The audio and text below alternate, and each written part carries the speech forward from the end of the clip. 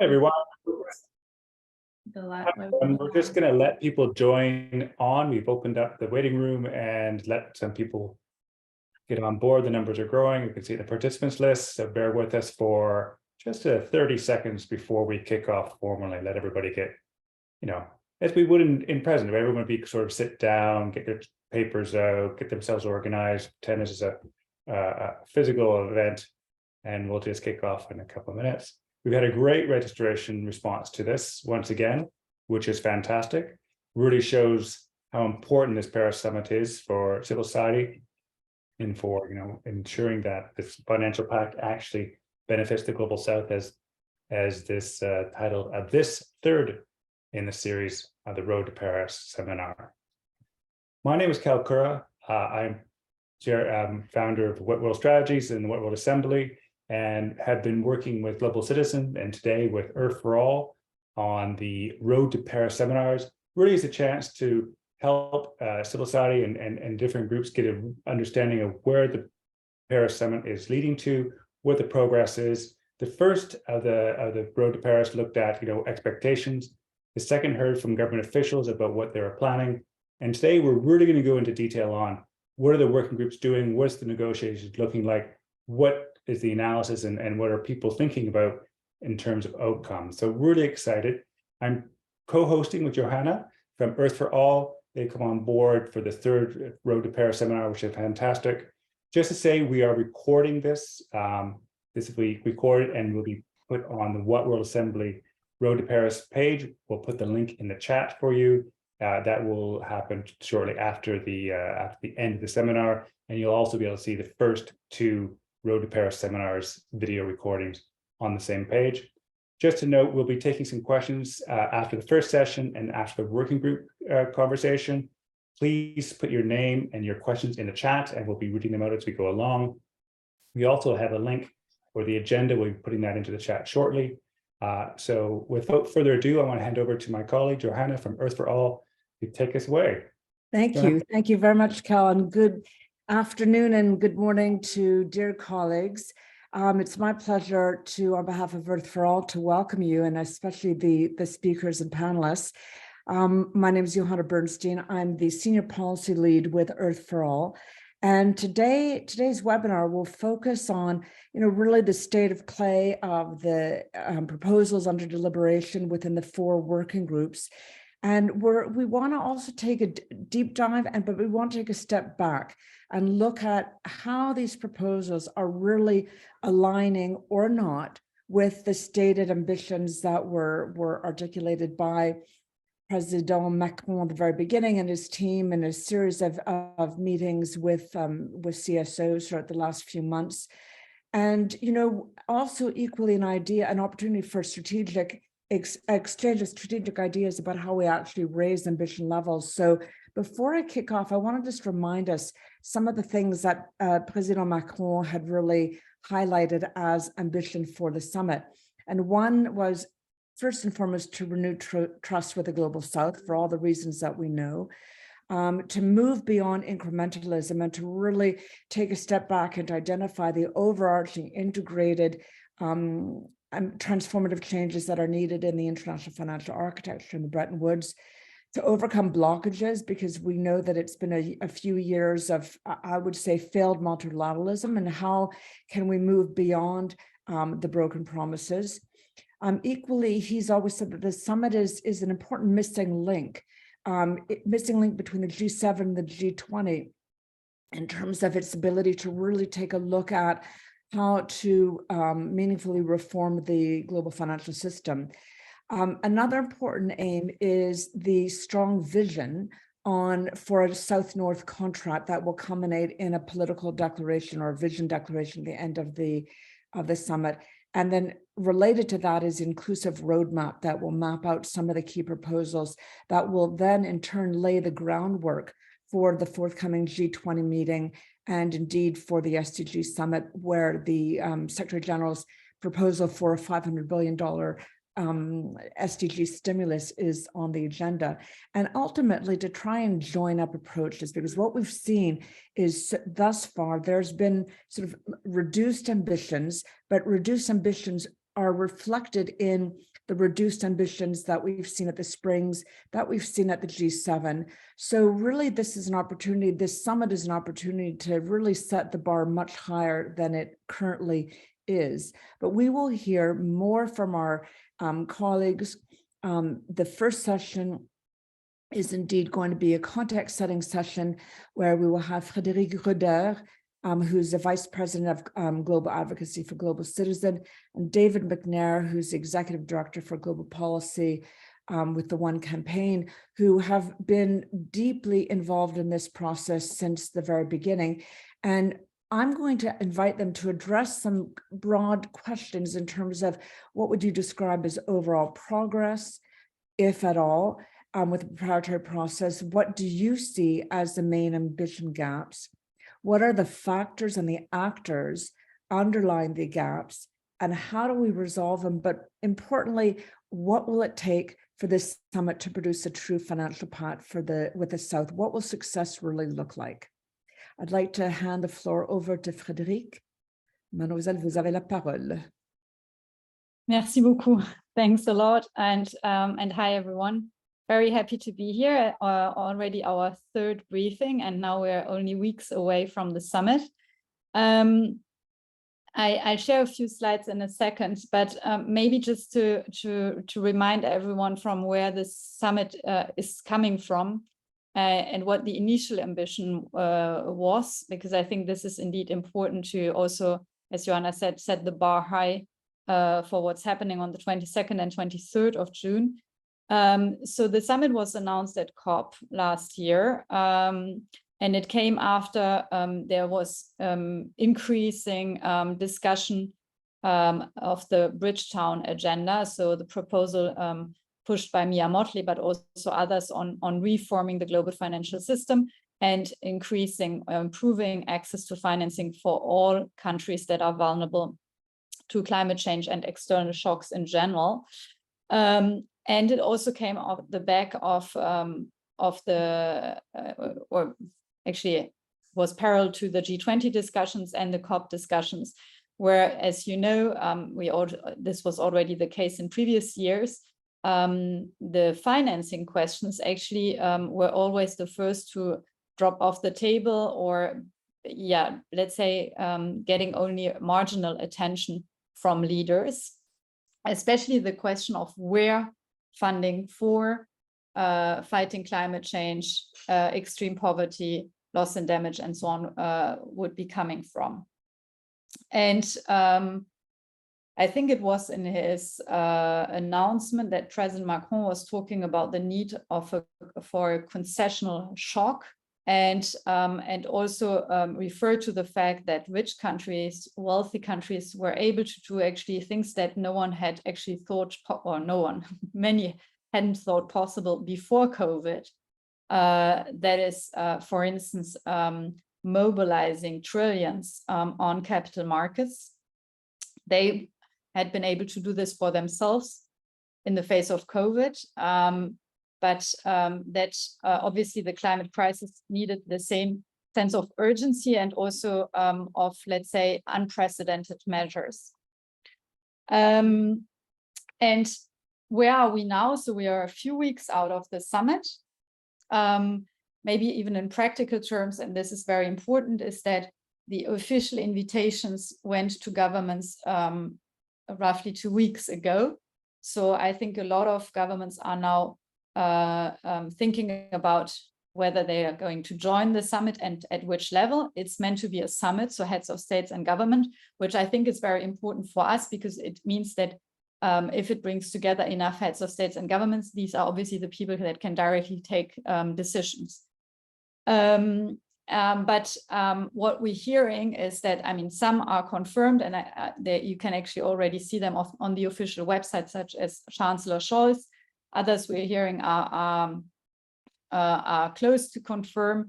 So we were told like 15 heads of states also had already confirmed start of the week. 15 more so were in the pipe.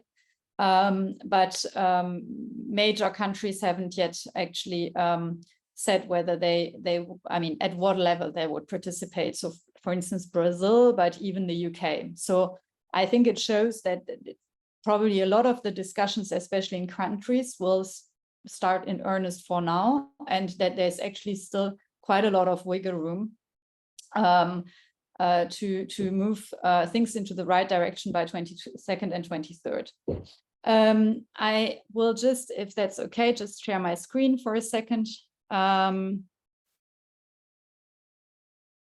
Here we go. So some might remember a similar slide from me, I think, for the last briefing. And of course, we will have here much more details from colleagues that are in working groups, but here maybe a recap of where we think things stand and also what success could look like. The first two are what I'd call past promises that have to be met, which we believe is actually a very important factor for success, because any new commitments won't be credible unless the past promises have been met. And the main two ones here are the 100 billion in reallocated special drawing rights. And then the second one, the famous 100 billion in climate finance. And I'd say in particular, as part of this, the increase of adaptation financing. So I put them in green because we're hearing that on special drawing rights, for instance, new commitments might be coming. On the 100 billion in climate finance, you might have seen the G7 communique that is saying that the goal will be met by end of the year. But at the same time, you also see that I put a little alarm next to them, because I think this is something where the summit organizers will probably showcase this as success, but we have to be very careful. So on the 100 billion in reallocated special drawing rights, first of all, they are likely to count the US pledge of 21 billion, but which is stuck in Congress. So in fact, for us, reaching the 100 billion would mean to reach them without the US, which doesn't mean that we're obviously letting go of the pressure on the US, but I think this is important to note. The 100 billion in climate finance is that no one has actually a possibility to verify whether they're going to meet it, because we're operating with 2022 figures. And unless there is a clear roadmap with an either with new pledges or indication of new pledges by the end of the year, again, it doesn't seem to be a real achievement. Another issue that has drawn quite a lot of discussions are the natural disaster and pandemic clauses for new debt contracts, very much led also by the UK. We're hearing here a coalition is coming together, but a lot of countries are still looking into this. So it's not yet, I think this is one where it's also important to keep up the pressure. And maybe also to note that obviously it would be important that multilateral development banks also participate and introduce those debt clauses, and first and foremost the World Bank, but not only. So I think that is another one where things could get moving now that Ajay Banga has been actually confirmed as World Bank president. The Forex facility is an idea that was launched by Barbados, is being worked on, from what we hear, inter alia by Canada and Norway. It's basically to guarantee investments against currency exchange risks. In order to function, it needs 100 billion in financing. Question is how far they get by the 22nd and 23rd, and how exactly this facility will look like. There's quite little information out there at the moment. In yellow are the things that probably move slower than expected. But again, I'm also curious to hear from colleagues, of course. But at the same time, I think these are very important issues where we actually have to see progress in Paris, because they are part, if we're really talking about a pact, a deal, these should definitely be elements of that deal. So one is obviously the existing debt stock, not forward-looking measures, but what are we doing with the existing debt stock, especially for countries that are now in debt distress. The other question is obviously the one about taxes. There is some movement apparently around the maritime shipping tax, but there are other options on the table. I don't think one should be excluded at this stage, especially because even if other measures move, if we're reforming the MDBs and so on, we all know that we will need way more grant financing than we have now. And the only real solution, scalable solution, sustainable solution seems to be international taxes. The reform of the MDBs will be on the agenda. Ajay Banga will be in Paris. I think a big question is here, how much will actually be done or at least called for, or yeah, let's say where can we see actually concrete progress, or will there be like an attempt to push this towards the G20 finance ministerial, which is for instance happening in July, or even further down the line. And I think here it's important to say that we are facing an emergency here, or actually multiple emergencies. We have obviously this interesting sequence across the year, that's great, but it doesn't mean that we're pushing decisions that are actually overdue towards the next big moment. There is no excuse not, for instance, major shareholders will be in Paris. They can already call on certain things from MDBs, from the World Bank, and basically set the agenda, ensure that ambition is higher than what we see today. And I would say in particular here on IDA, which relates back to my previous point, is that we need more grant financing, we need more support that works for low-income countries that are in high debt distress. And reforming the IBRD in itself is not going to yield this. So it, again, with this idea of a comprehensive pact, we need to have measures for IDA in here, such as a call for an early replenishment, recapitalization, or the increase of net income transfers from one part of the World Bank Group towards IDA. And the last point is private sector, where I think you also saw in the preparations that, and I know that Guillaume will talk more about this, is that this is definitely probably the dimension of the summit that was, let's say, the most opaque one for civil society. There's been lots of talk of private sector. It's obviously always also a good excuse to say that the private sector needs to contribute more, kind of an excuse for governments not to do more, or multilateral institutions. That should obviously not be the case. Here, I think it is very important to actually understand what really is in the making, and also to ensure that it's not a fig leaf for inaction on the other points that I just mentioned. Very last thing is, I already mentioned this, I think country participation and especially the level of representation will be very important. If the prime minister from a country comes, obviously chances of real action, of real decisions are higher than if it's ministerial level. Johanna mentioned it at the beginning. We will have the political declaration, but also what's called share summary roadmap.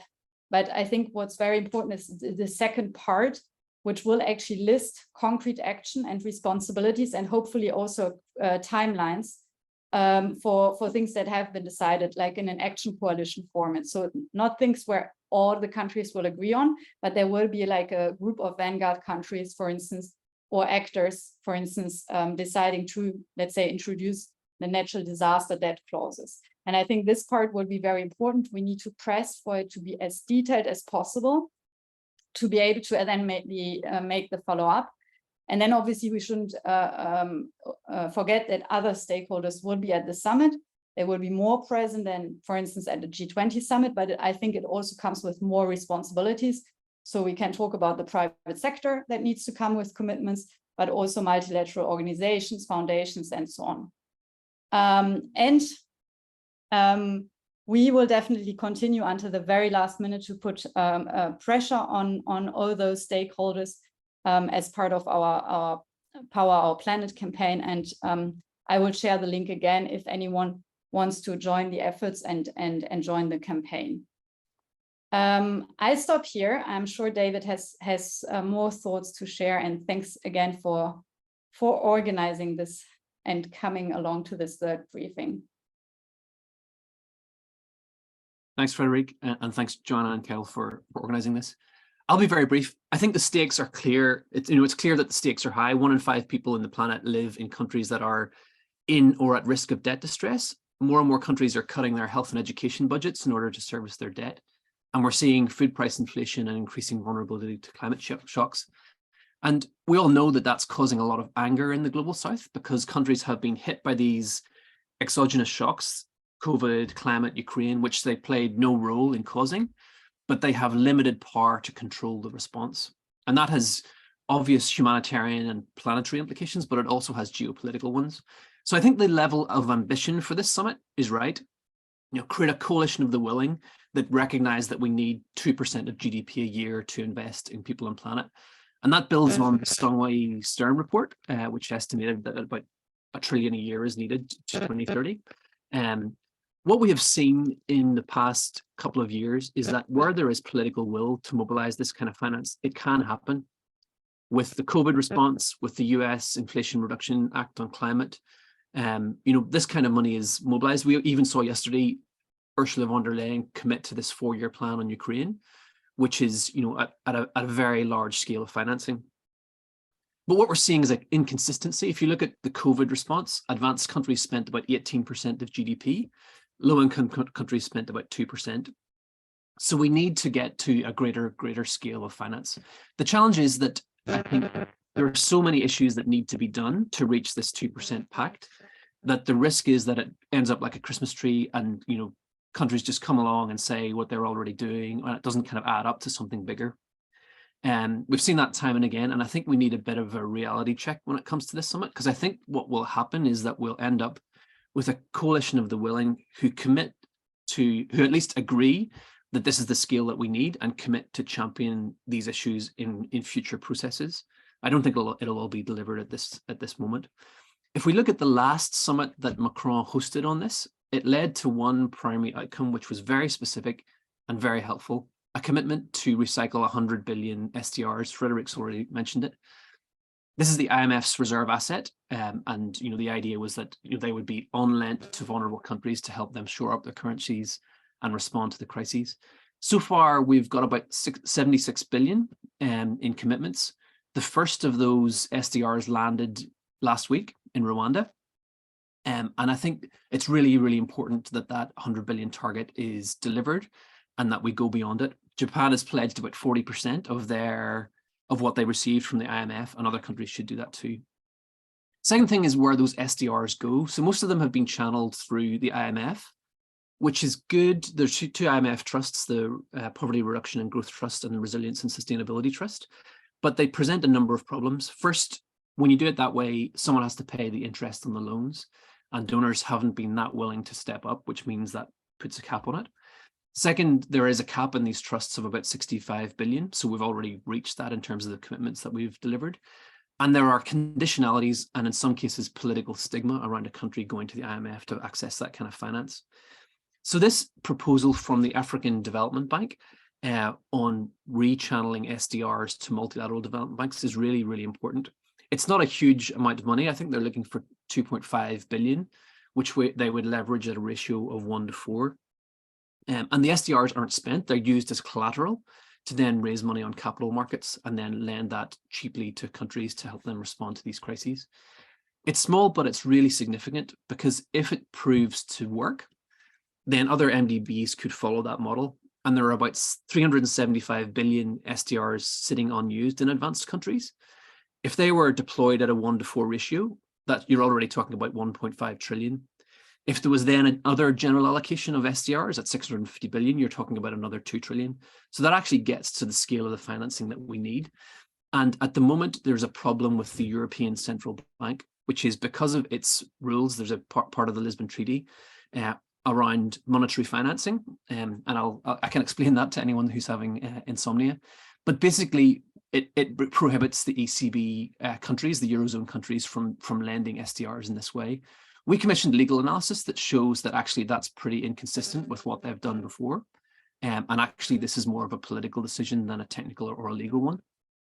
So this is a really important thing that could be unblocked at this summit. And if we were to unblock that and deliver this, I think it could transform the landscape in terms of development finance.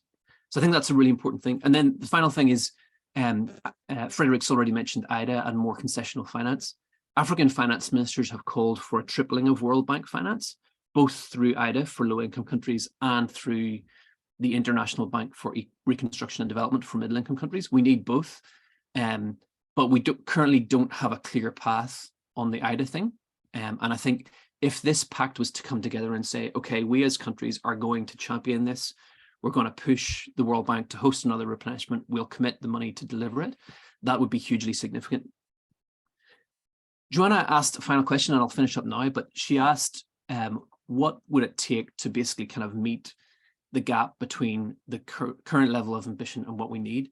I think we need to get really specific on what we think can actually be achieved in the next 3 weeks, and then basically throw everything at it in terms of op-eds, campaigns, letters to governments, explaining what's at stake if they don't deliver.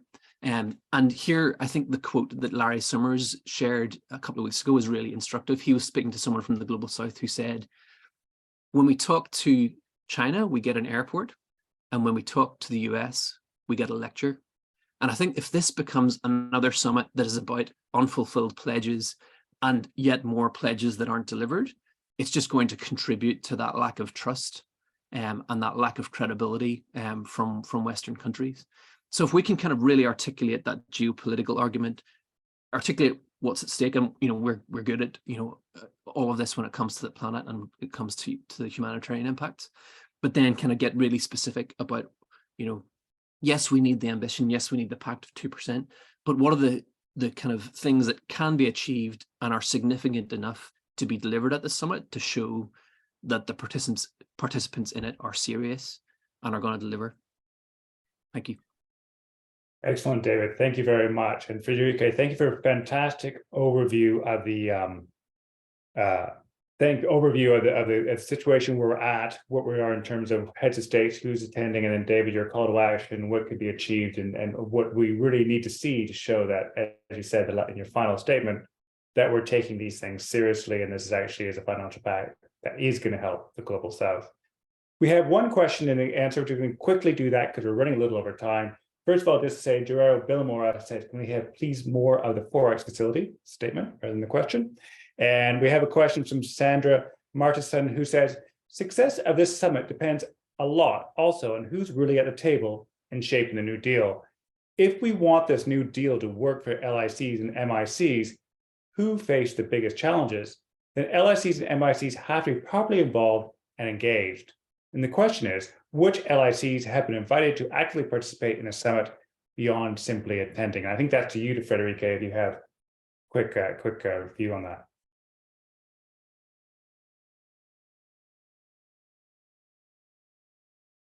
Sorry. Yes. So so there are different ways for countries to participate in the lead up to the summit. So one is the steering committee, and I can pull up the list again of who's part of that. But for instance, Senegal and Kenya are, and then there are the working groups where I think, but I also defer to my colleagues speaking later. From I think what we heard is that there were LICs invited to each, but not necessarily participating. And then obviously there's the summit itself, where we're hearing that more than 100 countries were invited. One issue here is, as I said, the invitations, the official invitations, not just the save the date, I'd say, went out like 2 weeks ago or so, which is obviously pretty late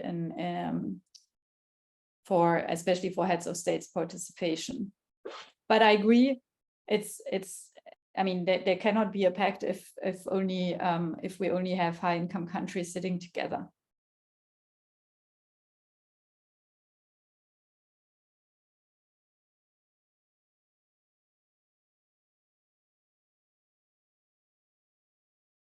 Thank you. I'm talking with you, mute on. Apologies. We'll take two final questions in the chat before we move on to the next session. First one's from Ahmed Shabar, who said, I agree. I want to ask how you would bridge the trust gap between the global north and the global south, or even the various platforms and summits. And Shabar is from the Pakistan Malika Tahafuz movement. I apologize for goofing that up. And then the final one is from Kat Pettingil, who asks, it seems strange to be framing this as a real pact given what we know about the lack of meaningful participation by the Global South countries and civil society, isn't there a greater risk of promoting this summit as something meaningful when we know the outcomes will be so weak?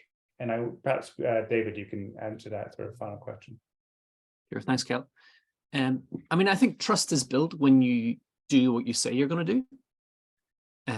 And if the countries that committed to that 100 billion deliver it, that's one thing. If they then, both 100 billions, the SDR one and the climate one,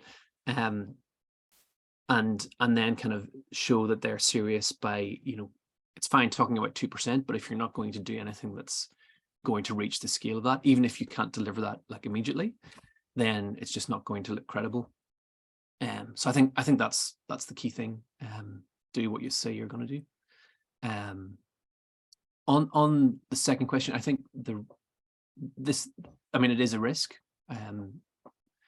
I think the counterfactual is, it's better that this summit is happening than it didn't happen at all, because there's been so much incrementalism. The G7 summit, week before last was, delivered almost nothing on this agenda.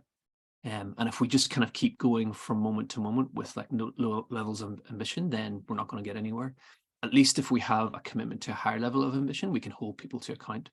And that's what we saw with the last summit that Macron hosted with this 100 billion SDR target. It was specific, we tracked it, we kind of relentlessly pushed it, and now we've got 76% of the way there. So I think we just need to, in a world where we don't have many opportunities, this is one opportunity. It's not perfect, but we need to use it and kind of squeeze it for all it's worth. Excellent. There's a couple more questions, which I'm going to hold and ask if they can come back to us when we have the larger Q&A at the end of sessions. But given we're running over, I want to hand over to get into detail on the working groups and hear from the CSO reps who have been diligently working to make sure Paris does deliver. I'll hand over to Johanna, who's going to be moderating the session. But thank you, David and Friederike, for giving that insight and taking the time. Really excellent and much appreciated. You're on mute, Johanna. You're on mute, Johanna. You're on mute. Thanks, sorry about that. Dear friends, we're going to start with working group 1. And I'm going to hand over the floor to Yolanda Fresnillo, who's the Policy and Advocacy Manager on Debt Justice with Eurodad, who held a really great webinar a few days ago on the restructuring of the financial architecture. So bravo. Yolanda, your working group has a massive, massive agenda, doesn't it? You're looking at how to increase access to financing, looking at ways to increase the fiscal space.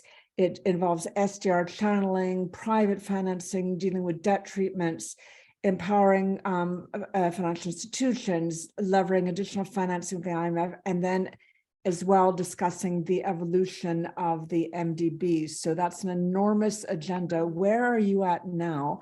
And what would you say are the most promising proposals that are being discussed? And of course, what do you feel are the ambition gaps set against this rather long list of aspirational challenges? Over to you, Yolanda. Thank you. Thanks a lot, Johanna, for that introduction. I just posted the link of the webinar in the chat also. As you said, the agenda, or at least the original agenda for the working group 1, seemed ambitious and massive. I have to say that the reality has been more disappointing than that.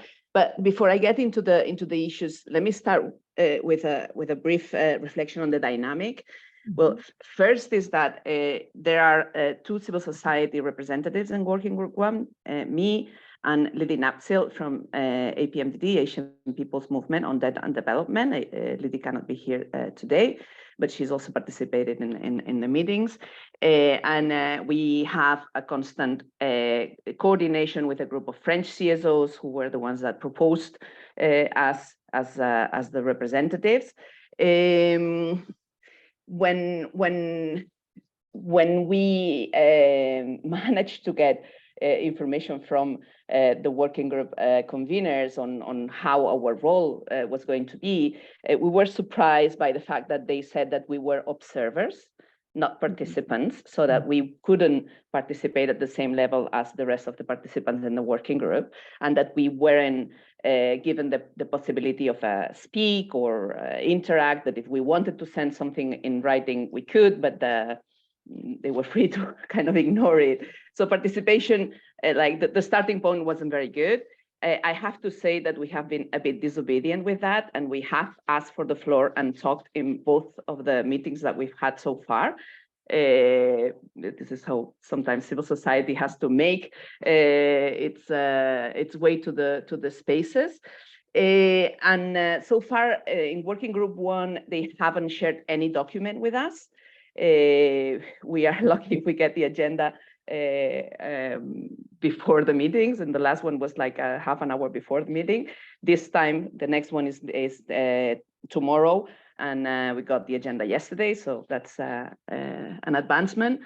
And on one of the questions on Global South participation, I have to say that there is no Global South participation besides my colleague, Lidin Apsel from civil society. We've been told that 2 countries were invited, Senegal, and I think the other one is Nigeria, but I'm not sure. So it should be checked. But none of them have participated in any of the meetings. The meetings have around 50 people participating, most of them from Global North finance ministries, also IMF, World Bank, representatives, European Commission representatives, and then multilateral development banks representatives. And yeah, so far, no Global South participation. And the tone is not of a discussion of new commitments, but more of sharing in a very self-congratulatory tone what they've done so far. So I'm going to go very quickly through the different issues. The first issue that was discussed in the first meeting that we were invited to around 4 weeks ago was on debt. Most of the discussion was around how to make the common framework work. There was no discussion or no proposal on debt cancellation and debt relief at all. The only concrete proposal was to push for a user's manual of the common framework to be published as soon as possible. I don't know how a user's manual is going to make that common framework work. And then there was a big discussion about debt swaps. There was a presentation by TNC, who is one of the private foundations promoting this new kind of debt swaps with financial markets. Some of the countries shared some concerns about debt swaps, including the IMF, shared concerns about whether debt swaps were good in countries that actually needed debt restructuring, that were in unsustainable debt levels. I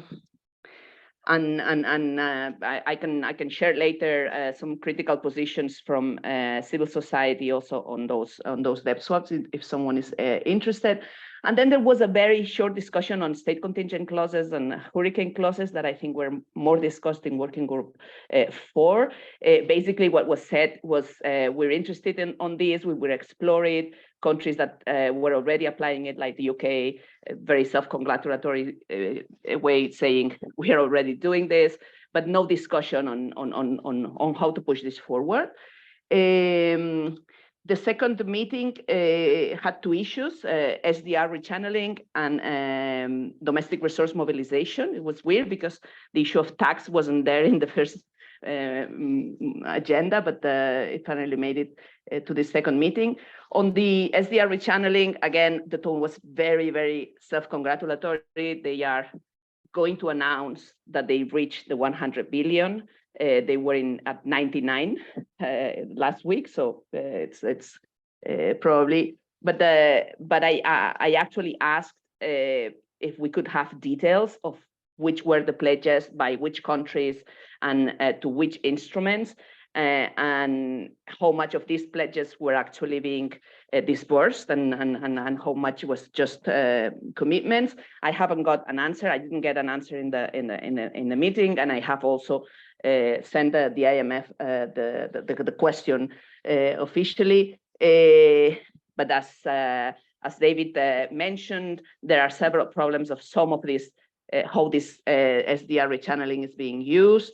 There was a discussion about the African Development Bank proposal. Well, more than a discussion, a presentation, and then a few countries saying that they were interested to following up on that, but not a real discussion. And then on tax, surprisingly, most of the discussion was about how to improve technical assistance to Global South countries on domestic resource mobilization, as if, I don't know, the countries in the room didn't have anything to do with avoiding tax evasion, tax dodging, and illicit financial flows. It was very weird. Luckily, we had a colleague from Eurodat that we brought in the room, and she spoke about the UN Tax Convention proposal that is being discussed at the UN and proposed by the Africa Group at the UN. And the next meeting, which is tomorrow, is going to be on MDB reform, on the World Bank evolution roadmap, and on MIGA, so on guarantees as well. And then we're going to have a summary tomorrow, so I probably know more about what from those discussions is going to be pushed forward. Let me finish, I know I'm over time, but let me finish by a couple of reflections. I think we are setting the bar very low if we frame as success just recommitting to existing commitments. I think we need to, as civil society, we need to go way beyond that. From what I heard in the working group one, there's not going to be one single additional euro on the table from Global North countries. SDRs are money that was created by the IMF. It's not an effort. It was a gift, sort of, so to speak, to Global North countries that they are graciously rechanneling, but it has no cost, no budgetary cost, no effort so far from them. No discussion on debt cancellation, no discussion on debt relief at all, which is very disappointing. And then I also have to disagree a little bit with David on whether this summit is better that it's happening, that if it didn't happen. I think it's a distraction from state-led, member state-led processes at the UN, like the financing for development process, where Global South countries are on the table at the same level as Global North countries. So we are undermining existing processes by inventing new summits. I think as civil society, we have to make a reflection on that, on whether the efforts need to be put in these multi-stakeholder shows that the Global North countries pose in a very colonial way without real participation from the Global South, or we need to put our efforts in bringing up ambition and in bringing up visibility on UN-led processes like the FFT process. And I'll finish there. Thank you. Yolanda, muchísimas gracias. That's really helpful. I'm at least, thank goodness, we're going to have a user manual on the common framework. That just, I'll sleep so much better tonight. Well, and not to mention the fact that the 4 countries that have applied for debt treatment have not had that request granted. I have one quick question for you.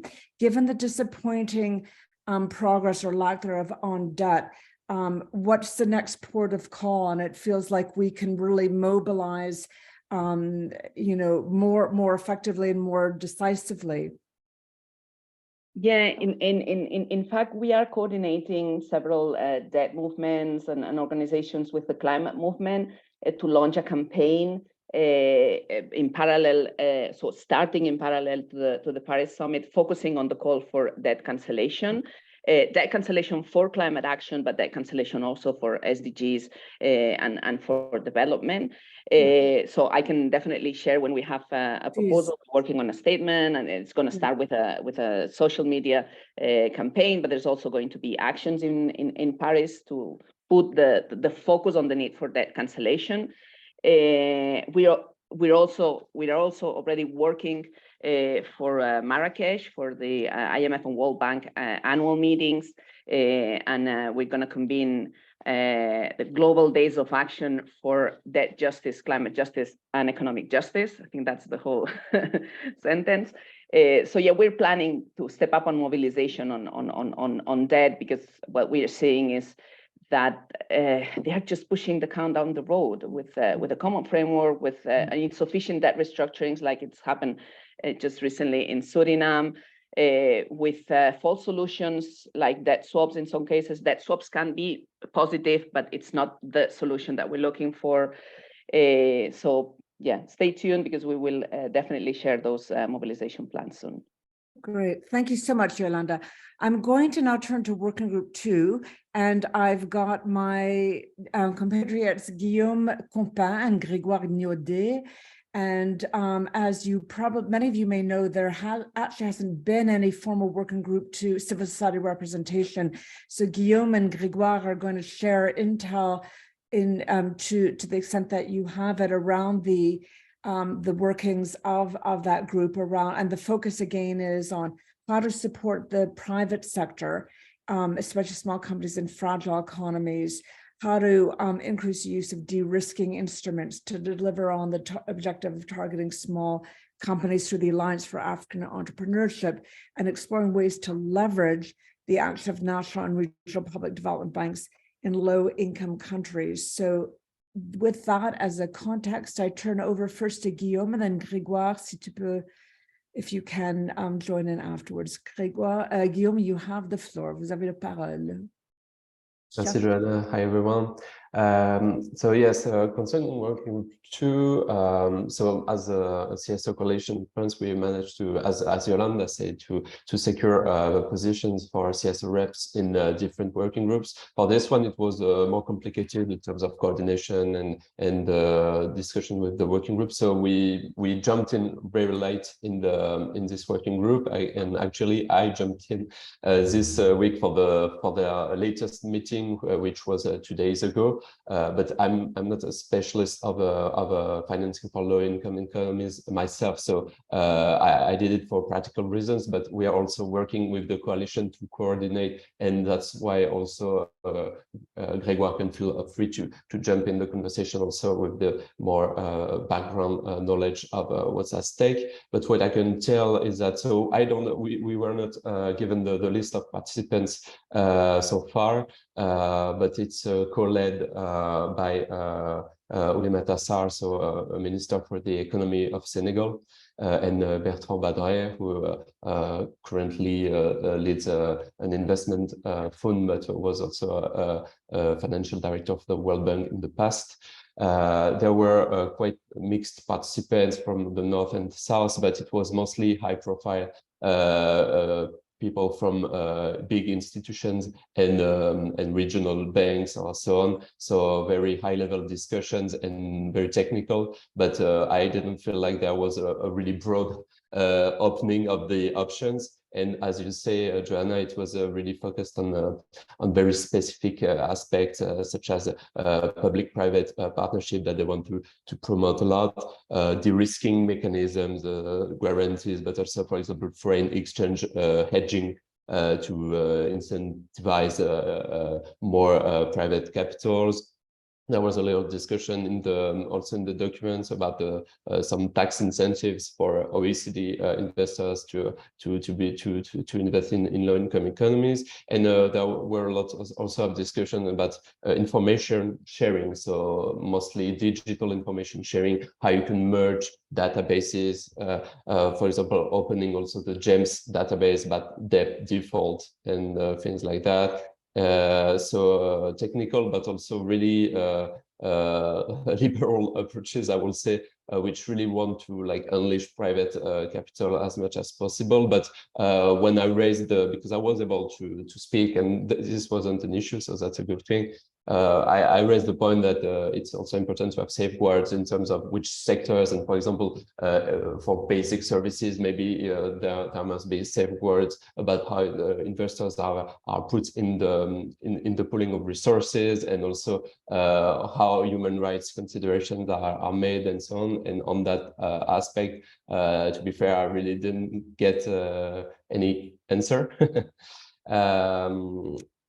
So what they plan to do, so it's really well advanced, the discussions, but as you said, Joanna, there are 4 main streams in the working group. So establishing a favorable business environment. There is also a pillar on crowding in private capital, another one on how multilateral banks and also DFIs and ECAs or export credit agencies can facilitate the private fundings. And yeah, as I said, a whole lot of discussions about norms and standards. And what the participants have been asked to do is to, by the actually today a Call of Business, give inputs on what proposition they will support the most between many options that are being discussed and which I cited in general. And so out of this, they want to have around 5 or 6 key recommendations, both short-term and long-term recommendations to provide to the steering committee. And they also want to mix between the existing capacities and instruments that are already in place, and also maybe considering establishing new ones. As I said, as far as I've been involved, I can't really go into the very detailed option that have been discussed, also because we weren't in before. But yeah, it's mostly about favoring public-private partnerships, de-risking, and optimizing standards. And at the last meeting, there was also an interesting discussion about the distinction, like the Uli Matassar raised that, for example, it's important to have a differentiated approach between big MDBs projects with de-risking stakes and so on. That's what they say.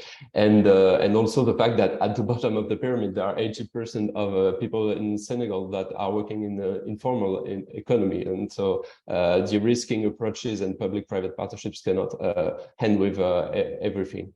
So that was mostly it. And as you can imagine, as the CSO coalition, we feel quite worried about this really big highlight given to private finance mobilization without any or almost any safeguards. And we are very critical about the fact that public-private partnerships are presented as necessarily a good solution, whereas we know that especially for basic services and essential services, it can be really threatening in many aspects. And there was a mention also about the domestic resources mobilization, which is also an issue to strengthen the private sector in low economies. In low-income economies, sorry. So yeah, basically that's what I can tell about this working group. But if Grégoire wants to jump in and bring some elements, feel free to do it as well. Thanks.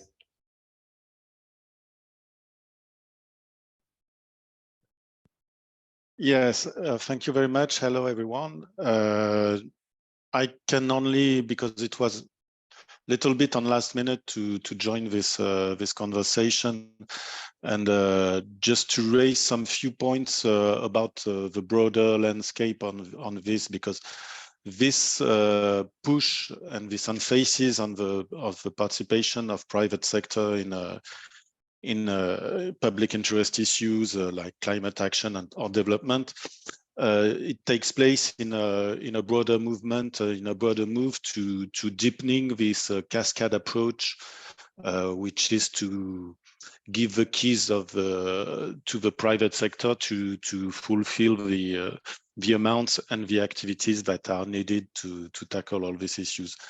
And you can find this. So I mean, in this, when you see the notes of these working groups, it's very assertive and cash speech about private sector participation, and also the role of the state in this regarding this. And the problem is that this kind of approach did really already happened. I mean, the World Bank and other institutions put these ideas at the front for the last, mainly the last 10 years, but even before. And we must say that there has not been an external assessment or recognition that it was not so successful as they could say. I mean, the amount expected in the billion to trillion initiative strategy of the maximizing finance for development that took place in the 2010s years were not as high that they were expecting. And there were many studies saying that there were a lot of negative impacts in the project, in the PPP's project, concerning inequalities. I mean, it was supposed to reduce inequalities. Inequalities are raised, and this project had responsibility in this. Impacts on human rights, on democracy, and also on financial situation of these countries through indebtedness and macroeconomic stability issues. So instead of assessing this or recognizing the failures of these approaches, the idea is to deepen this cascade approach and transforming the states and public authorities into guarantors or facilitators of private actors. And I mean, they say it's for local economy and for local private sector development. I mean, this could be a good idea, but it will mainly benefit for big multinationals, foreign ones, and especially what they want to attract is investment funds and pension funds. And these actors need profit. So the problem is that the states and some MDBs will have to create or to propose some bankable projects in order to attract these actors. And so this could be have a bad impact on public services and a situation of population in the countries. One other issue is that you can find in these documents, in the working group documents, second working group documents, but also in the World Bank roadmap, which is under discussion now, risky tools linked to financializations. So I won't go into details there, but it's another big risk to give which can have a very strong consequences on the national sovereignty of countries to set up political priorities, because you'll have to design these public policies and also this project in order to attract these actors. So you will have to take into consideration their interest before considering the interest of the populations and of the climate issues.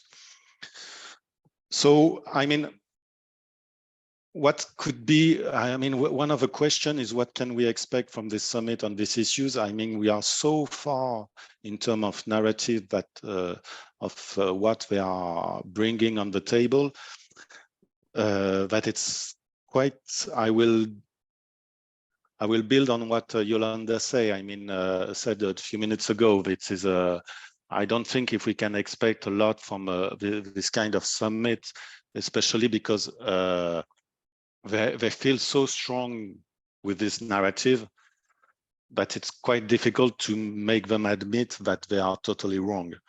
And so, I mean, it's more an opportunity to bring a counter narrative and to raise awareness among some official actors about this. And the issue is that we have to bring back this, on the table and in some minds that there is a central role for public policies and for states to tackle all these issues. And also, for example, for this, we should have a recognition that the first contribution we expect from private sector to tackle these issues is to pay the fair share tax of fair share contribution regarding tax. Another one is that if we want another expected result we could have is also to get to have a human rights approach regarding all these strategies. I mean, as Guillaume said a few minutes ago, safeguards regarding promotion and respect of human rights, etc.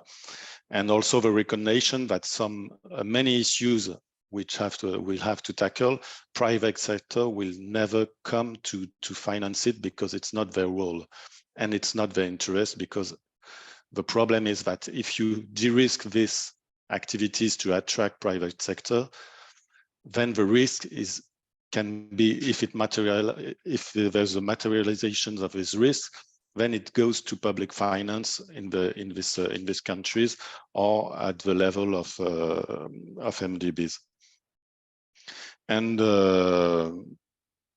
I'll finish it, but we also need to get an assessment of all these private participation approaches that has been led for the last years, to make the clear recognition that it's not the good solution and the only solution for these issues. Yeah. No, Grégoire, thank you. This is actually really fascinating what I'm hearing, and this is actually very concerning, is a retreat by the state for financing basic human services. And this is jarring at a time when the SDGs are so far from implementation. I mean, the Stockholm Environment Institute has made a study saying that it's unlikely that they will be implemented before the year 2078. And when private capital, as we know, will tend to go to the bankable investments and the regions that are safer and less risky, this doesn't bode well. So, but we'll come back to these questions, which you and Guillaume have framed extremely well and in a very sobering way. I'm now going to turn to Working Group 3. And dear friends, please continue to post your questions on the chat. We're going to gather them together for the actual Q&A session, but and I will be very happy to raise them with our colleagues very briefly in these working group reporting sessions. So I'm going to give the floor to Iskander Erzini-Vernois, who's the co-founder of the Imal Initiative. He's also the Cannes Finance Working Group coordinator. And Iskander, you've been only recently covering Working Group 3 for the same reasons that there's been no civil society representation in Working Group 2. But I would love to hear your reflections in terms of where the state of play is, to the extent that you know where it is. And you have some very interesting insights in terms of this trend of the retreat of public finance. So if we can focus on that as well, that would be extremely helpful. Over to you, Iskander. Yeah, thank you, Johanna, and hello, everyone. The remarks that I give, will definitely be building on what's been said until now. Just checking, you can hear me all right? Can you hear me? Just confirming. Yes. Very good. Thank you. So yes, my name is Iskander Erzini-Vernois, and yes, I'm one of the two CSO representatives for Working Group 3, newly appointed, along with Bert de Vel of the International Trade Union Confederation. And I was appointed again by Cannes, the Climate Action Network, the world's network of climate NGOs, for which I coordinate the Finance Working Group. And as was mentioned, my day job is with the Email Initiative, which is a North African climate change think tank based in Morocco. So yeah, with respect to preparations for the summit, which is taking place only in a few weeks, I should start again by underscoring that the inclusion of civil society hasn't been exemplary. For some reason, it took nearly 2 months after civil society representatives were nominated to Working Group 3 for them, us, to be added. We were only invited last week, which is obviously less than a month before the summit itself. So not ideal. We have not been able to join a single meeting until now, it must be said. So let's just say the preparations could have done much more to integrate civil society expertise.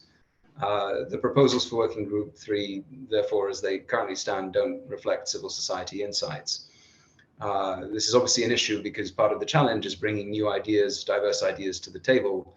The status quo thinking of the global financial order and its financial institutions is evidently not working. But what are the key proposals under discussion in the working group? So the third working group is, and I quote the official name, about increasing investment in sustainable infrastructure in emerging and developing markets. It's co-chaired by the Agence Française pour le Développement, the French Development Agency, and the Abu Dhabi Investment Authority. The preliminary proposals under discussion are still apparently confidential at this stage, so I won't go into too much detail.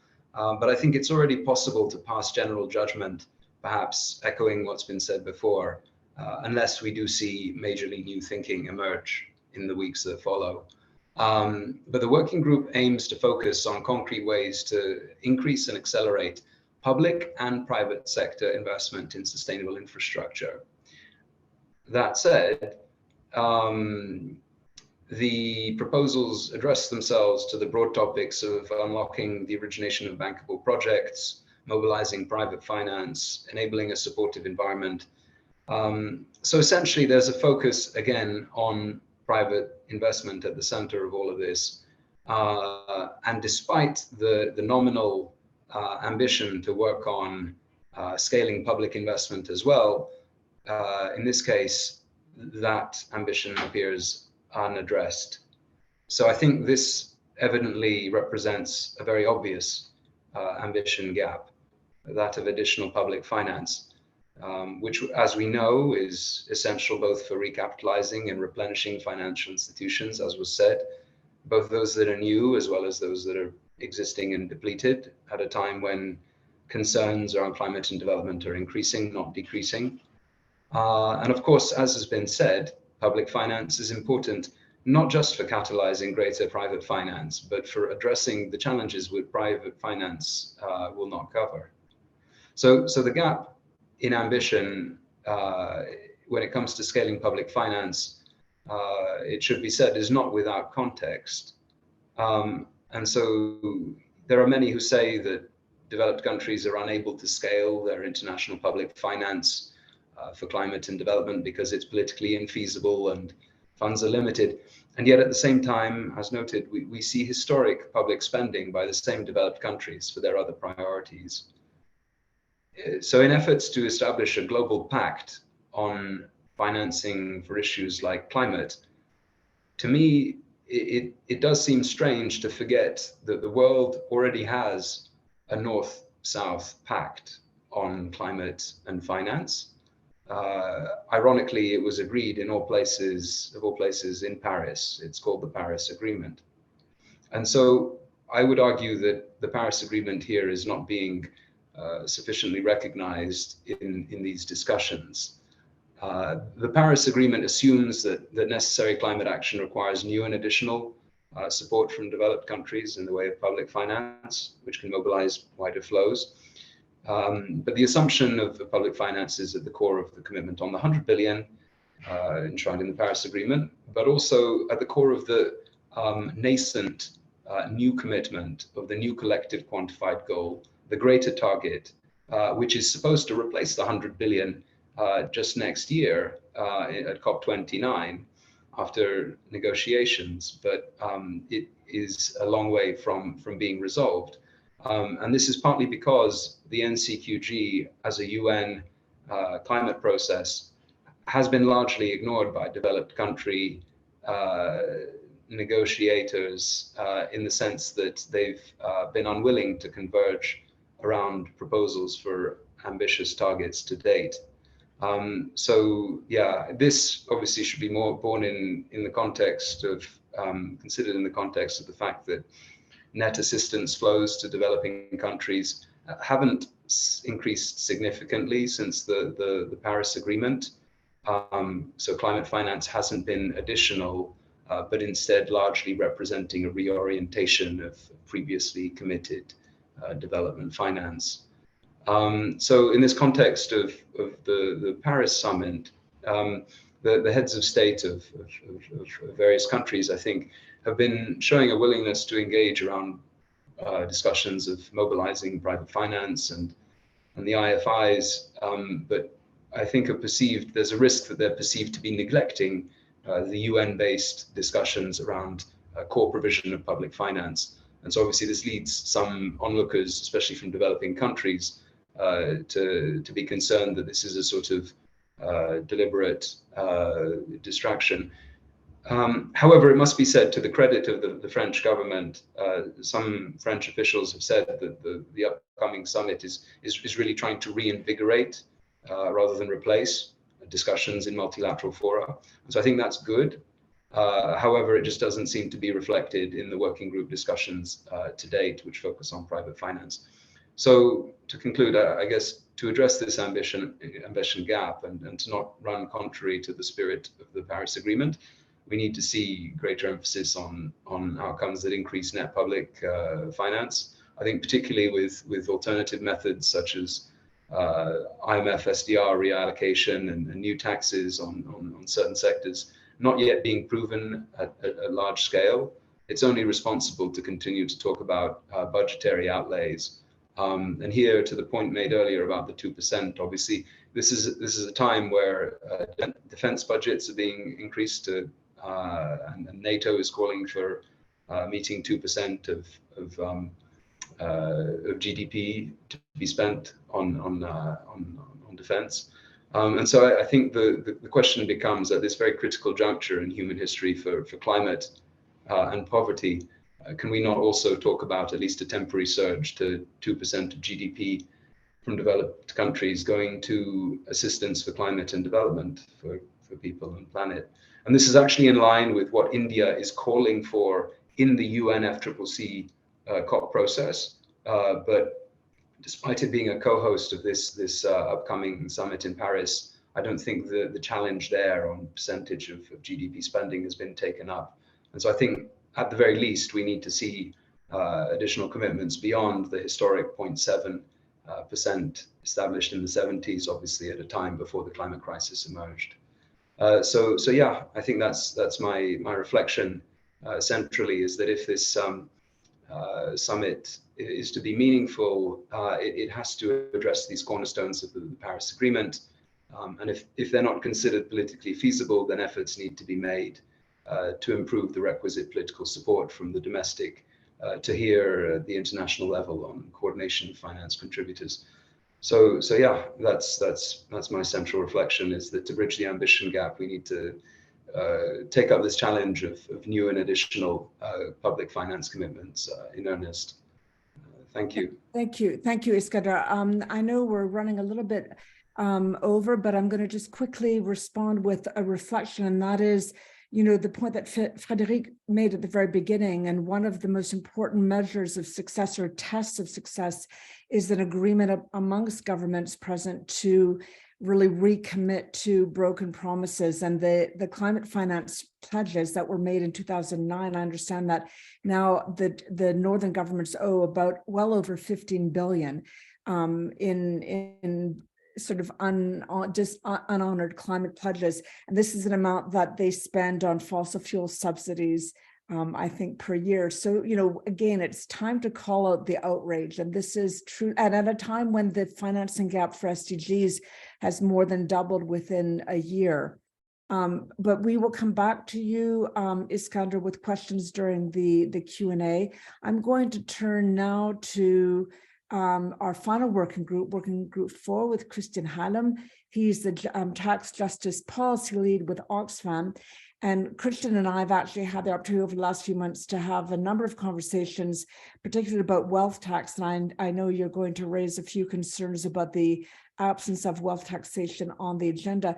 But Christian, would you start off first with an overview of what proposals are actually now being discussed, and where do you see the ambition gap and how best to move forward? Over to you.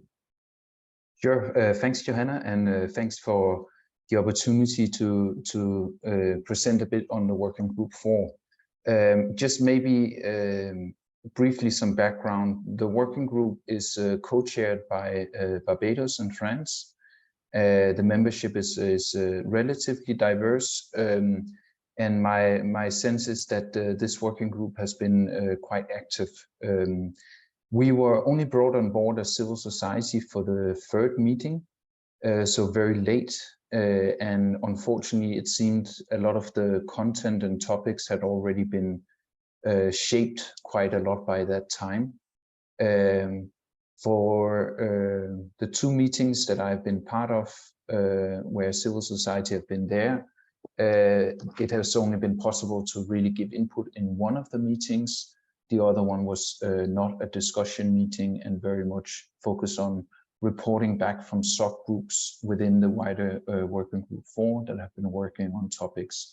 So just to say, it's not really felt like a discussion space, more of a kind of a space where progress between the working group meetings could be reported back. At the last meeting, though, we did have a chance to give a statement, and this was based on frustration that we as civil society had that we really didn't feel like we had any influence on the discussions or direction, and we decided to send a written position paper to the organizers of the group to raise our concerns, and that led them to agree to give us the space at the last meeting to make some remarks.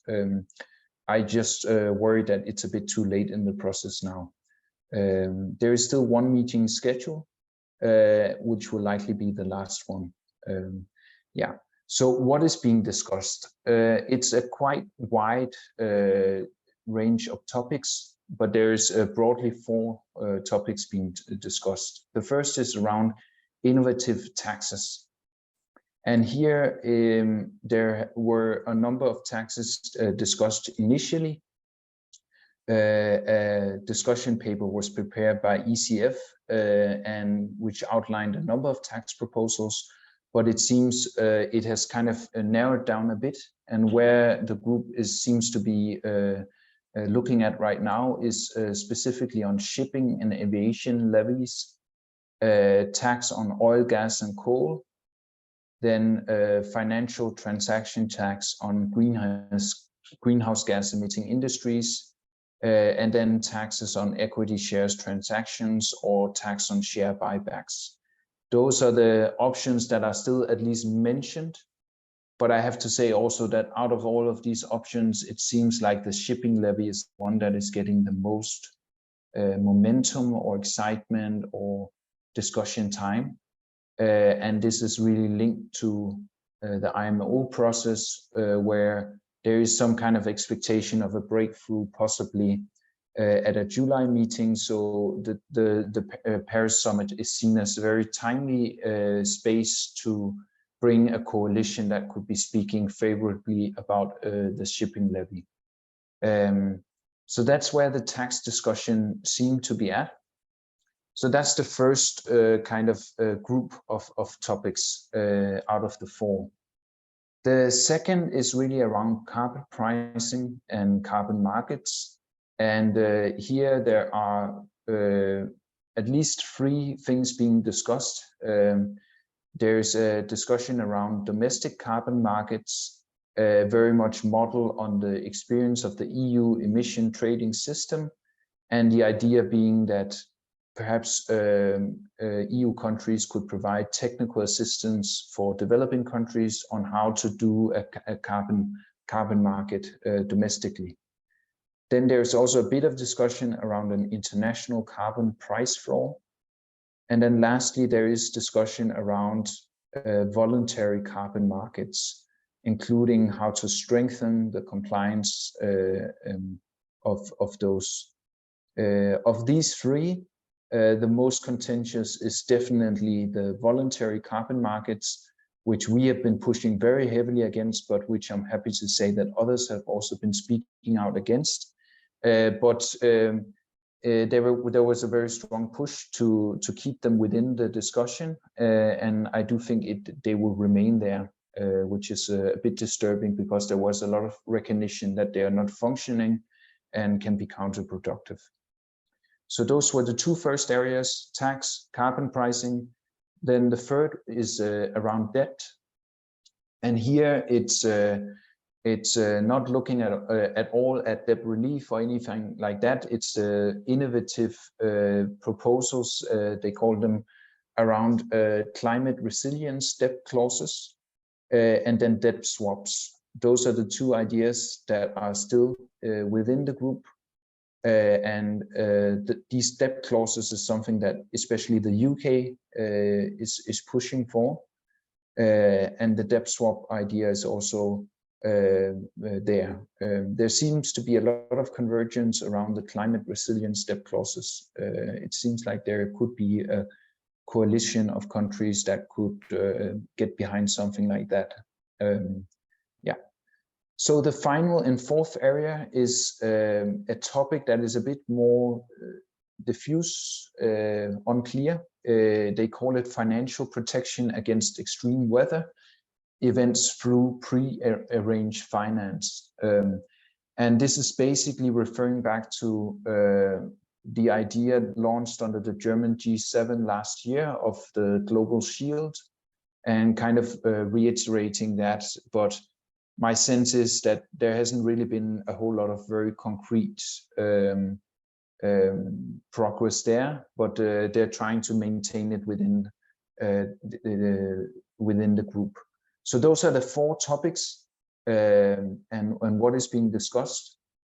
So in terms of the ambition gaps between these proposals and then what NGOs, what we have been asking, as I mentioned, we have produced a position paper as a broad coalition of NGOs to input on some of these topics and give our concerns. We have especially been pushing against the idea of including the debt swaps as a relevant solutions. We've especially been pushing against the voluntary carbon markets also. And we have been pushing for an expansion really of the tax agenda, recognizing that it is where we will be able to find public finance at significant levels. And we've been pushing, especially as you mentioned, Johanna, on wealth tax, but also on windfall tax and action against tax avoidance and the need for UN convention. So really trying to broaden the focus of those discussions. But there is a very big gap between what we're asking for and what we want to see in the level of discussion in the group. In terms of what we could do to elevate ambition gaps in the working group, I think it is looking difficult at this stage. As I said, it seems like the pieces are very much set, but we do need to raise, I think, continuously the need to really find meaningful actions that deliver big money. And I think so many of the discussions in that group around the debt clauses, the carbon markets, all these things, it's not necessarily things that will deliver on that. So we need to be pushing, I think, a lot on the tax options also, and genuine action against debt stocks, actual debt relief. Yeah. Great. Thank you, Christian. I'm going to pass over to Cal. I think the last point that you made about the focus on proposals that are actually going to generate resources. And I think with the UN Convention on Tax process now unfolding, hopefully there's an opportunity to bring these issues forward. But I'm sure there will be a number of questions coming back to you on the issues that you've outlined. Let me turn right over to Cal to open up the Q&A session with our participants and the panelists. Over to you, Cal. Great. Thanks, everyone. We have about 20 minutes for Q&A, which is excellent. If you can put your questions in the Q&A little icon at the bottom and use that facility, the chat has some really good discussion going on. That's fantastic, and it's great to see. Let's keep that discussion going. Federica is responding, and there's lots of Iskander's responding. Let's have that chat there. Let's put the questions into the Q&A. But to kick off with, I'm going to go back to Matt, who's giving me a chance to pronounce the name of his organization in English, which is great. It's a Pakistan Environmental Protection Movement. He's asking, How can civil society orgs in the global south build a grassroots capacity to counter the self-congratulatory tones and narratives? For example, since last year, Pakistan government has claimed L&D to be a huge win, but it's only just the start and it still needs to be operationalized, so there might not be immediate relief. And related to that, Ute asked the hosts and panelists, after Allende's criticisms, what are the options for making the Paris Summit more than just a show? So just with those first two questions, does anyone from the panel want to come back and tackle those?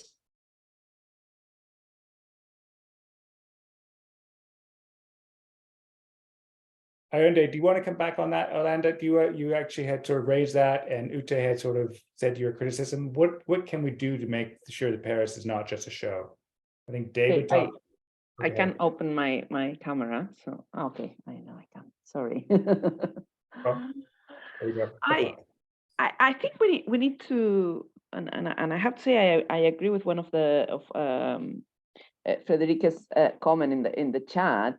I think we need to be very clear, stating that fulfilling the existing commitments is the starting point, and then raise the ambition from there. I think we are making a very bad job as civil society if we stop there. So raising our own ambition and being more critic and I think even louder, if you get what I mean, in terms of making sure they understand, the leaders understand that just fulfilling what they have already committed, including 0.7 on ODA, which is not at all in the discussion, and it is a commitment since the 70s, is the first step. If they don't deliver on that, anything else they will promise is going to be taken by us, by civil society, as false promises, because they're going to break them the same day broke the previous ones. So being a little bit stronger on that message, I think it's important, and bringing in the voice of the global South. I mean, I'm sorry because I'm saying that sitting in Barcelona, so global North, white person. I'm the one saying this, but I mean, it really needs to be there. It really needs to. I mean, and unfortunately, the way the organization of the side events and the summit is not going to facilitate that, because we're 3 weeks to the summit and still don't have a confirmation of accreditation. So it's going to be difficult, but even outside the summit, through our OPEDs and communications, the voice needs to be the Global South voice, needs to be the critical voice from the countries on what is needed in the ground. At least, I mean, I'm working on debt. It is really appealing that debt was one of the issues that they featured in the agenda, and all I can come up with is hurricane clauses and a user's manual on the common framework. I mean, we're definitely going to be critical with that, and maybe use that criticism to raise ambition for the annuals and for the FFD process, that it is an opportunity to change the international financial architecture. The international financial architecture reform is out of the agenda of this summit. Let's put it back in the agenda with influencing the narrative. That's all I have. Thank you very much. Going to the Q&A facility, and Natalia. Oops, got an echo going on. Okay. Natalia had asked, citizens play a role in. Is that just me? Can you hear me? We hear you, but also hear your echo. I wonder if we ask everybody to mute, and we might get rid of that problem. Testing 1, 2, 3.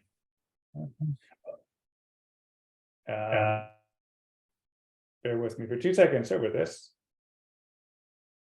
Okay, I'll continue on. So cities play a vital role in determining the future as they are in the coalface of climate change impacts and are responsible for most of the world's carbon emissions. Yet they struggle to access finance and have even more limited capacity and bandwidth and national governments. How is the Financial Pact working to be inclusive of all subnational governments given their focal role in achieving the SDGs? So how do we get below the national government into the regional and local level, which is so critical?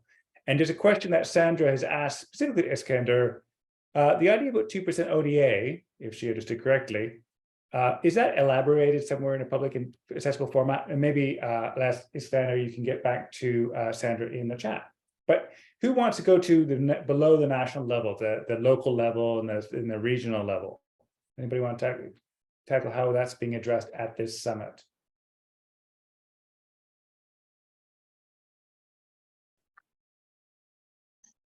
Kristen, do you want to come in?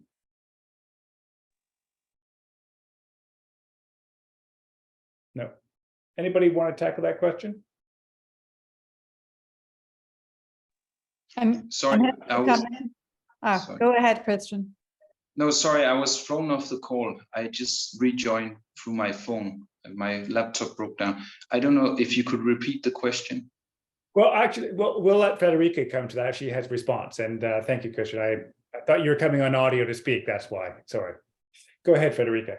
Yeah, I basically opened the mic to say that I don't have a response. I haven't heard about this so far. But I agree, it's an important one also actually in the framework of the MDB reform. So MDB, for instance, can support subnational authorities. If okay, I wanted to actually briefly go back to the question of how we can ensure that Paris is not a show and just add to what Yolanda said, which I fully support. I would also say we will probably have two outcome documents, you know, the political declaration and then the roadmap or whatever they would call it.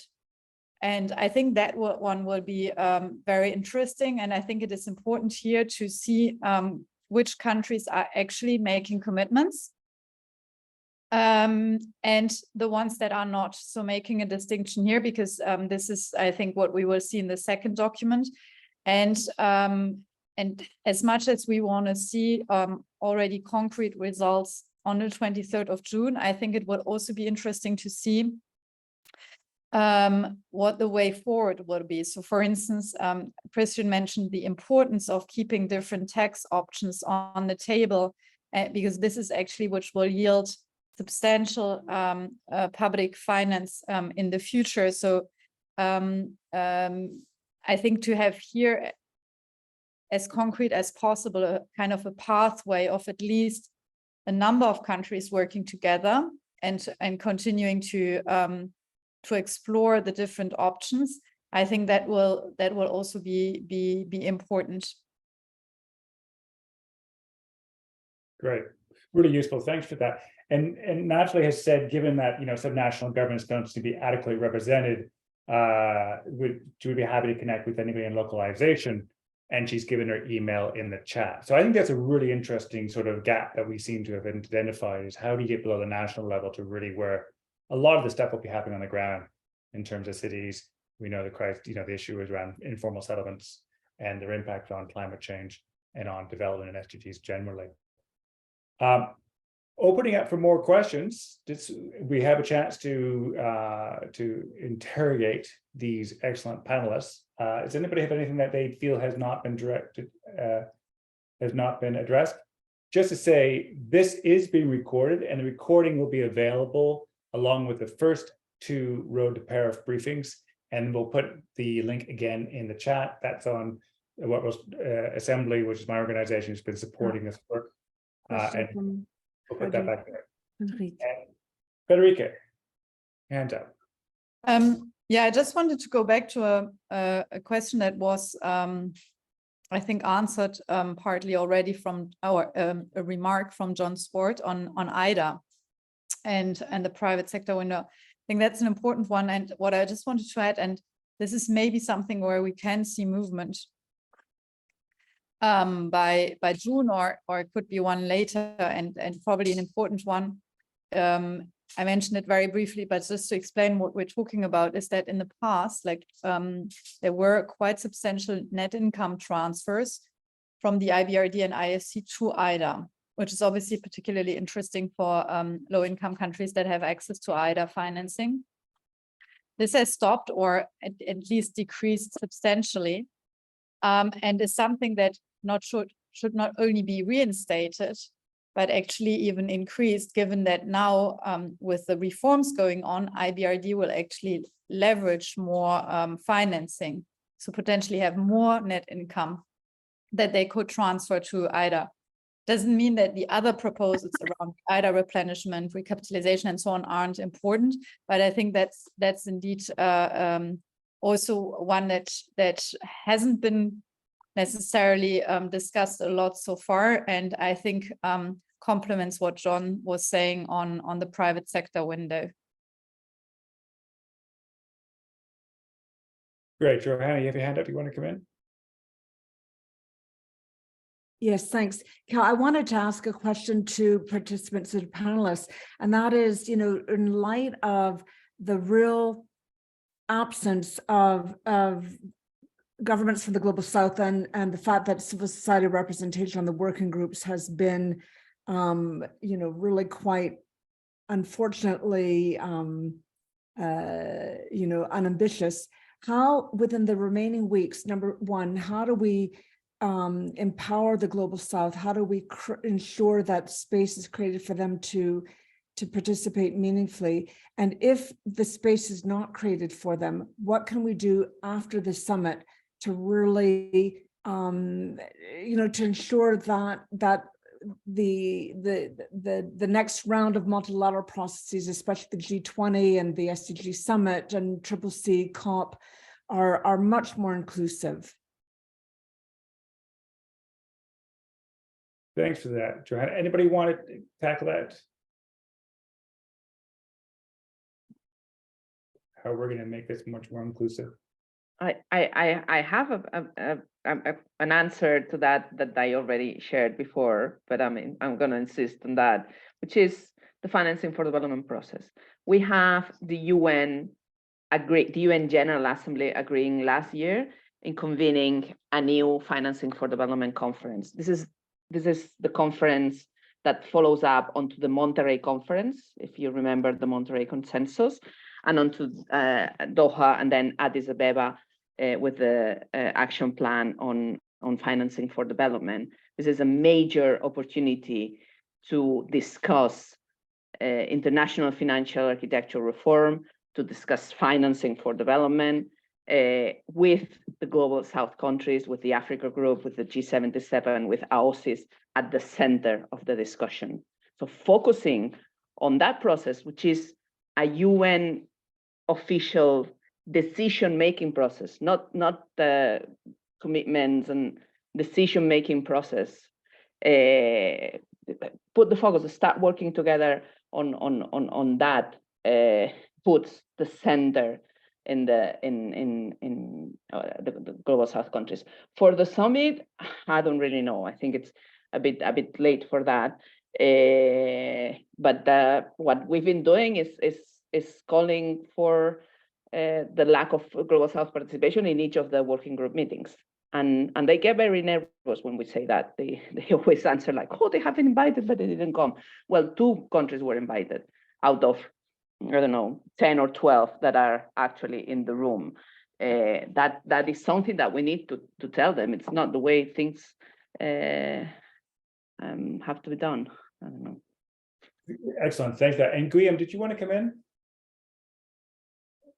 Yes, but actually Yolanda quite answered what I wanted to say, but just maybe to complement, I think as a CS, so we made the most to be able also to raise this to organizers and also to try to use as much as possible, for example, side events and so on to try to bring people from the Global South, but it's not within the core discussions, but also as I think that civil society, as Yolanda said, of course, the best answer is to engage in the real multilateral spaces and maybe denounce this kind of summits where, I mean, there are good things, it can be interesting, but it really needs to be more inclusive. Either way, maybe it's not worth engaging in it so much. And also, as the civil society is concerned, I think what we can do is also to provide op-eds, to also reach out to global South countries officials to ask them for to be accountable for that. Are they engaging in this kind of summits, and what are they willing to gain from it? And otherwise, is it worth coming or engaging in other arenas? That's also a question that should be raised towards country leaders. Right.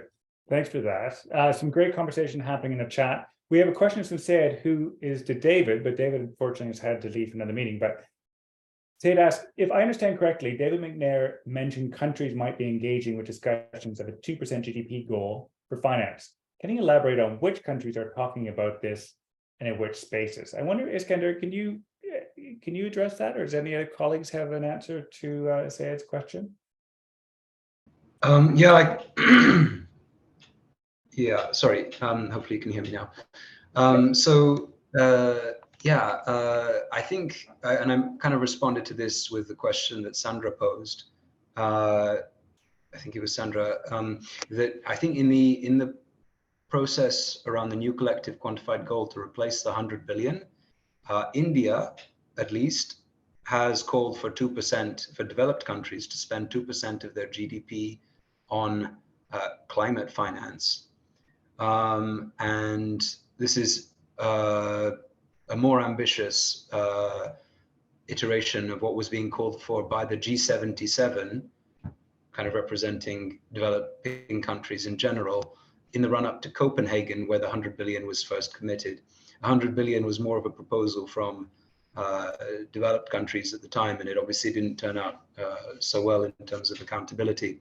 But I actually don't have the answer to Said's question, because I'm not sure of which developed countries have actually engaged with such propositions. I only know of developing countries that have.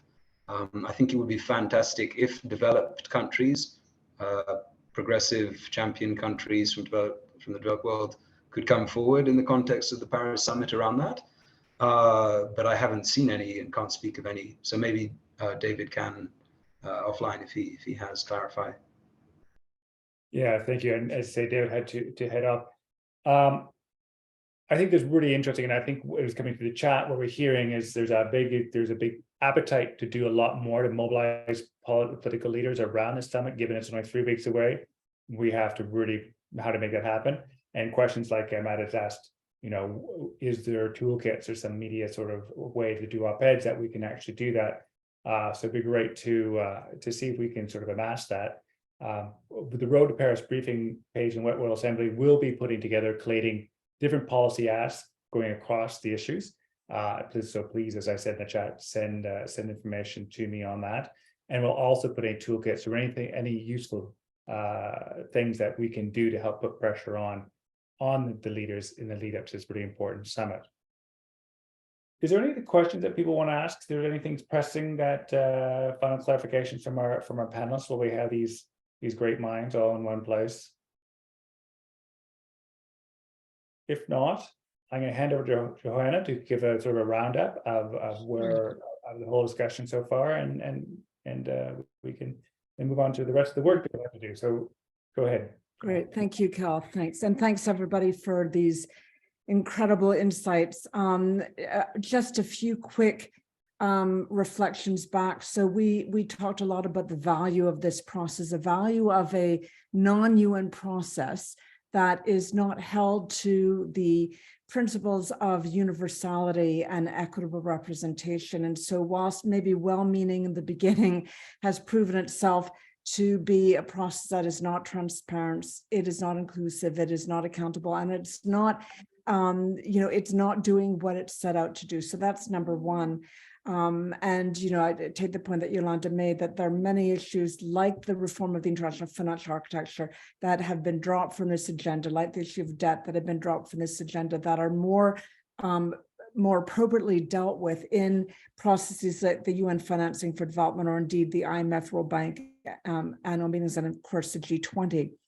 About failed promises, you know, again, this is a point that Frédéric made and was reiterated by others, that it's rather appalling. I mean, I think I'm probably the oldest person on this webinar, and I can remember when the first commitment to ODA was made back before electricity was invented.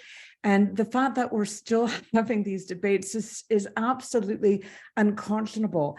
And so how we mobilize ourselves to really, really bring pressure to bear on governments who have found ways to mobilize resources for COVID. They found ways to mobilize resources for the Ukraine war. But when it comes to honoring commitments to developing countries, the resources seem to be rather difficult to find. And so I think the point that Frederica was saying is that we absolutely have to start with the failed promises, and that existing commitments have to be met.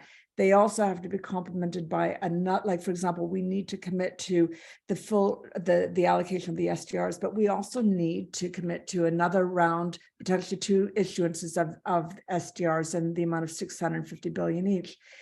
I talked about the issues that were sidelined, and the issues that were sidelined are the biggest issues of all. It's about debt restructuring in a time when, you know, a record number of countries are in or soon will be in default. We also talked about, so the issues that were sidelined, we discussed, but then what can we say from this promise? Ever the operational optimist. And I come back to a point that was made earlier, and that is, at the very minimum, to carve out a coalition of like-minded countries and other actors who have committed themselves at least to taking action between now and G20, and committed to perhaps raise these issues more decisively at the G20 summit and beyond. But I think equally for civil society who will be at Paris, to really hold governments accountable to the promises that have not been honored, and similarly hold governments accountable to the issues that have not been around which there's been absolutely no discussion whatsoever, and to, you know, to start to really be a bit more proactive and revert back to our civil society activism roots, to really call out failure where failure needs to be called out. I think these are the key points that I'd like to share. I don't want to end on a negative note, so I'll simply say it's been such a pleasure to have all of you today to share insights, and I think together we can. I'll prepare a summary of the key conclusions. The webinar will be recorded. We will share that with you. And we will be in touch very soon about the next possible steps. So without further ado, I'd like to thank everybody, thank my 2 wonderful interns who've been managing the webinar today, and to Kel for wonderful co-moderation, and to all of you for your energy and enthusiasm in these rather trying times. And thank you, Global Citizen and Earth for All for supporting. Absolutely. That, and the colleagues. We may come back and do a post-Paris briefing if people think that would be useful. Always good to come back and say, what did we achieve? So keep in touch, keep an eye on what World Assembly Paris wrote a briefing, and we'll be in touch soon. Thanks, everyone, and good advocacy. Thank you very much. Bye-bye. Thank you. Bye. Bye-bye. Thank you. Bye. You're Thanks, saving the cloud.